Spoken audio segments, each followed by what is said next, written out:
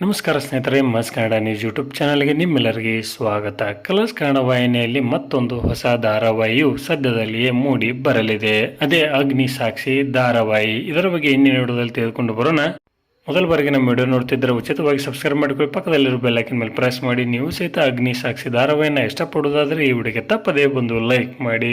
ಕನ್ನಡ ಕಿರುತೆರೆಯಲ್ಲಿ ಅತಿ ಹೆಚ್ಚು TRP ಪಡೆದುಕೊಂಡ ಧಾರಾವಾಹಿ ಎಂದರೆ ಅದು ಅಗ್ನಿ ಸಾಕ್ಷಿ ಧಾರಾವಾಹಿಯಾಗಿದೆ. ಕಲರ್ಸ್ ಕನ್ನಡ ವಾಹಿನಿಯಲ್ಲಿ ಪ್ರಸಾರವಾಗುತ್ತಿದ್ದ ಅಗ್ನಿ ಸಾಕ್ಷಿ ಧಾರಾವಾಹಿಯು ಬರೋಬ್ಬರಿ 21ರಷ್ಟು TRP ಪಡೆದುಕೊಳ್ಳುವುದರ ಮುಖಾಂತರ ಕನ್ನಡ ಕಿರುತೆರೆಯಲ್ಲಿ ದಾಖಲೆಯನ್ನು ಸೃಷ್ಟಿ ಮಾಡಿತ್ತು. ಇದೀಗ ಅದೇ ಹೆಸರಿನಲ್ಲಿ ಹೊಸ ಪ್ರೇಮ ಕಥೆಯೊಂದು ಕಲರ್ಸ್ ಕನ್ನಡ ವಾಹಿನಿಯಲ್ಲಿ ಸದ್ಯದಲ್ಲಿ ಆರಂಭಗೊಳ್ಳಲಿದೆ.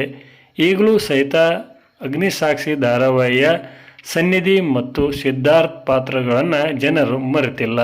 ಅದೇ ಟೈಟಲ್ ಇಟ್ಟುಕೊಂಡು ಹೊಸ ಪ್ರೇಮ ಕಥೆಯನ್ನು ಸೃಷ್ಟಿ ಮಾಡಿದ ವಾಹಿನಿಯು ಸದ್ಯದಲ್ಲಿಯೇ ಕಲರ್ಸ್ ಕನ್ನಡದ ಪ್ರೇಕ್ಷಕರಿಗೆ ವಿಭಿನ್ನ ಪ್ರೇಮ ಕಥೆಯನ್ನು ನೀಡಲಿದೆ.